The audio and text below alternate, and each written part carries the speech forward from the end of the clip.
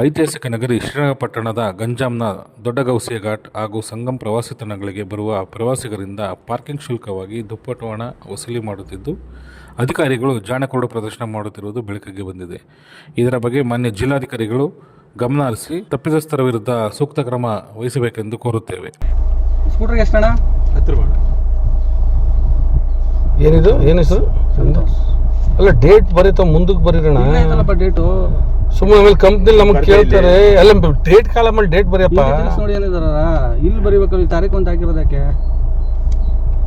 Sir, ಈಗ ಶ್ರೀರಂಗಪಟ್ಟಣದ ಹೆಚ್ಚು ಪ್ರವಾಸಿ ತಾಣಗಳೇ ಹೊಂದಿದೆ ಶ್ರೀರಂಗಪಟ್ಟಣದಲ್ಲಿ. ಅದರಲ್ಲೂ ಪ್ರಸಿದ್ಧ ಪ್ರವಾಸಿ ತಾಣಗಳಾದ ಗೋಸಾಯಿ ಘಾಟಲ್ಲಿ ಪ್ರವಾಸಿಗರು ಬರುವಂಥ ವೆಹಿಕಲ್ಗಳಿಗೆ ಅತಿ ಹೆಚ್ಚಿನ ದರ ಪಾರ್ಕಿಂಗ್ ತಗೋತಾ ಇದ್ದಾರೆ ಅನ್ನೋ ಒಂದು ಆರೋಪ ಇತ್ತು. ಹಂಗಾಗಿ ಆರೋಪಕ್ಕೆ ಸ್ಪಷ್ಟೀಕರಣ ಸರ್, ತಾವು ಏನೇನಿದೆ ದರ ಯಾವುದಕ್ಕೆ ಅಂತ ಹೇಳ್ಬೋದಾ? ಮೊದಲಿಗೆ ಎಲ್ರಿಗೂ ನಮಸ್ಕಾರ. ಇದು ಶ್ರೀ ಗೋಸಾಯಿ ಘಾಟು ಹಿಂದೆ ತಹಸೀಲ್ದಾರ್ ಕಂಟ್ರೋಲಲ್ಲಿತ್ತು.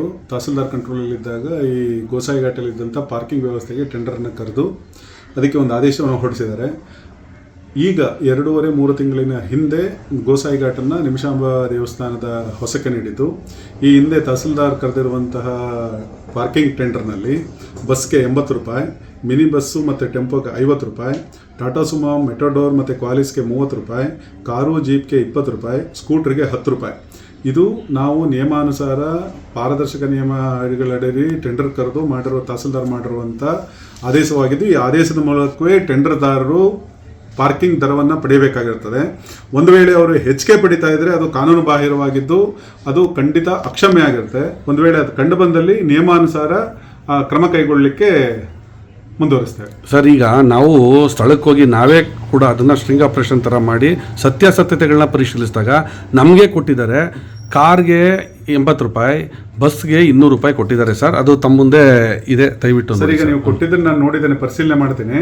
ಇದು ನೀವು ನನ್ನ ಕೈ ಕೊಟ್ಟಿರೋದು ಭಾಳ ಇದು ಇವರು 200 ರೂಪಾಯಿ ಬಸ್ಗೆ ಮತ್ತು ಕಾರ್ಗೆ 80 ರೂಪಾಯಿ ಕೊಟ್ಟಿರೋದು ತುಂಬ ಕಾನೂನು ಬಾಹಿರ. ಬಸ್ಗೆ 80 ರೂಪಾಯಿ ಇದೆ, ಕಾರ್ಗೆ 20 ರೂಪಾಯಿ ಇದೆ. ಬಟ್ ಇವರು 80 ರೂಪಾಯಿ ಕೊಟ್ಟಿರೋದು ತುಂಬ ಕಾನೂನು ಬಾಹಿರ ಇದೆ. ಖಂಡಿತ ಇದರ ಅಗೇನ್ಸ್ಟ್ ಆಗಿ ನಾನು ಕ್ರಮ ತಗೊಳ್ತೀನಿ ಸರ್. Thank you. ಅಲ್ಲಿ ಬೋರ್ಡು ಕೂಡ ಹಾಕಿಲ್ಲ ಸರ್. ಈಗ ನಿಮ್ಮ ಬೋರ್ಡು ಸೂಚನಾ ಫಲಕ ಇಲ್ಲ, ಮತ್ತೆ ಎಷ್ಟು ದರಕ್ಕೆ ಯಾವ ವೆಹಿಕಲ್ಗೆ ಎಷ್ಟು ದರ ಅನ್ನೋದಿಲ್ಲ. ತಹಸೀಲ್ದಾರ್ ಈ ವಾರದಲ್ಲಿ ಖಂಡಿತ ಅದಕ್ಕೆ ಬೋರ್ಡ್ ಹಾಕ್ತೇನೆ. ಒಂದು ವೇಳೆ ಇವರು ಕಾನೂನು ಸರ್ ಹೋಗಿದ್ದೆ, ಬೋರ್ಡ್ ಇತ್ತು. ನಾನು ಹೋಗಿ ನೋಡಿದಾಗ ಬೋರ್ಡ್ ಇತ್ತು. ಯಾಕೆ ನಾನು ಚಾರ್ಜ್ ತಗೊಂಡಾಗ ನಾನು ಸುಮ್ಮನೆ ಚಾರ್ಜ್ ತಗೊಳ್ಳಿಲ್ಲ. ನಾನು ಸ್ಪಾಟ್ ಇನ್ಸ್ಪೆಕ್ಷನ್ ಮಾಡಿ ನಾನು ಹೋಗಿ ನೋಡಿದಾಗ ಕರೆಕ್ಟ್ ಆಗಿತ್ತು. ಈಗ ಇದನ್ನ ಮಾಡ್ತಾ ಇದ್ದಾರೆ ಅಂತ ಗೊತ್ತಾಗಿದೆ ನಿಮ್ಮಿಂದ.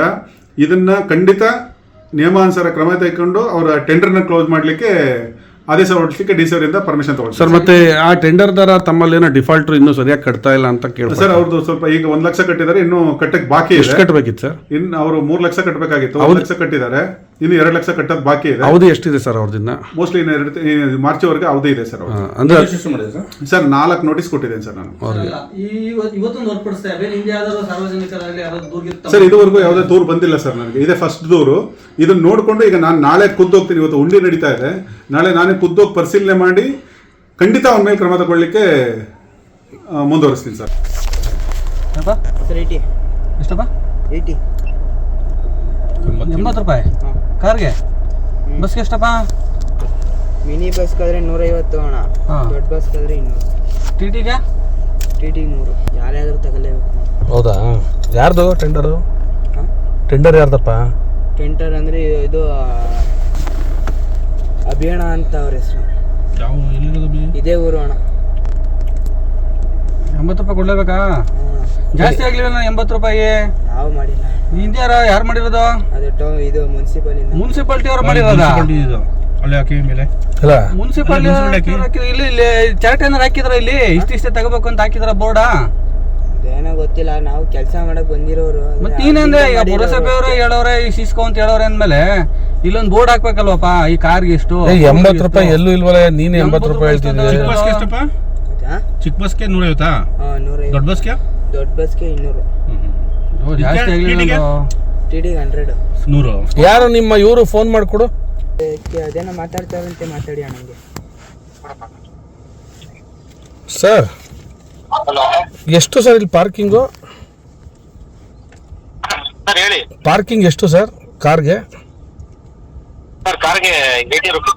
ಏನಾಯ್ತು ಸರ್? ಈಗ ತೊಂದರೆ ಏನಾಯ್ತು? ಅಲ್ಲ ಕೇಳಿದ್ರೆ ಇಷ್ಟೊಂದು ಇರುತ್ತಾ ಅಂತ ಕೇಳಿದ್ವಿ ಸರ್. ಮಸ್ತೊಂದು ಕೊಡಪ್ಪ. ಅಲ್ಲಲ್ಲ ಏನ್ ನೀವು ಸಂಗಮಕ್ಕೆ ಬಂದಿರೋದಾ? ಹಾಂ ದೊಡ್ಡ ಬಸ್. ದೊಡ್ಡ ಬಸ್. ಅಂದ್ರೆ ಟೂರಿಸ್ಟಾ ಅಥವಾ ಪೂಜೆಯವರ? Sir tourist. ಟೂರಿಸ್ಟಾ? ಸರಿ ಆಯ್ತು ಕೊಡಿ, ಆಯ್ತು ಹೋಗಿ 50 ರೂಪಾಯಿ ಕೊಟ್ಬಿಡೋಗಿ ಹಾಕಿ. ಅಲ್ಲ ಇಲ್ಲೆಲ್ಲೂ ಚಾಟ್ ಇರಲಿಲ್ಲ, ಯಾಕಪ್ಪ ಇಷ್ಟೊಂದು ಅಂತ ಹೇಳ್ದು. ಚಾರ್ಟ್ ಅಂದ್ರೆ ಇನ್ನೂ ನಿಮ್ಗೆ ಗೊತ್ತಿರ್ಬೇಕು ಪುರಸಭೆ ಬಗ್ಗೆ, ಯಾಕಂದ್ರೆ ಅಲ್ಲಿ ಇನ್ನೂ ಕೌನ್ಸಿಲ್ ಬಾಡಿ ಆಗಿಲ್ಲ. ಹಾಂ ಸರಿ ಅದರಿಂದ ಒಂದ್ ಸ್ವಲ್ಪ ತೊಂದರೆ ಆಗೈತೆ ಹೊರತು ಇದೇನು ಇಲ್ಲ. ಆರ್ಡರ್ ಕಾಪಿ ಎಲ್ಲ ಇದೆ, ಸರಿ ಓದಿ, ತೊಂದರೆ ಏನಿಲ್ಲ. ಕೊಡಿ ಅವ್ನಿಗೆ ಫೋನ್. ಸರಿ ಬಿಡಪ್ಪ ಆಯ್ತು. ಅಣ್ಣ ಕಾರು ಯಾರು ಬಸ್ಕು ತಗೊಂಡವ್ರೆ? ಬಸ್ತು ಬಸ್ತು ತಗೊಂಡವ್ರೆ. ತಗೊಂಡವ್ರೆ. ಅವರು ಬಸ್ತು ತಗೊಂಡವ್ರೆ. ಒಂದು ಬಸ್ತು ತಗೊಂಡವ್ರೆ 200 ರೂಪಾಯಿ. ಹಿಂದೆ ಬತ್ತೈತೆ. ಹಿಂದೆ ಬತ್ತೈತಂತೆ. ಅಲ್ಲ ಕಣೋ, ಬಸ್ ಬಂದ್ಮೇಲೆ ಟಿಕೆಟ್ ಕೊಡೋ, ಊರು ಮುಂಚೆ ಟಿಕೆಟ್ ಕೊಡ್ತೀಯಾ? ಅವರೇ ಕೇಳಿದ್ರು. ಅವ್ರು ಕೇಳು, ಬಸ್ ಬಂದೈತೆ ಅವ್ರದ್ದು ಫಸ್ಟ್ ಕೇಳು. ಅಣ್ಣ ಬತ್ತೈತೆ ಕಣಪ್ಪ ಹಿಂದೆ. ಅಣ್ಣ ಹಿಂದೆ ಬತ್ತೈತಂತೆ.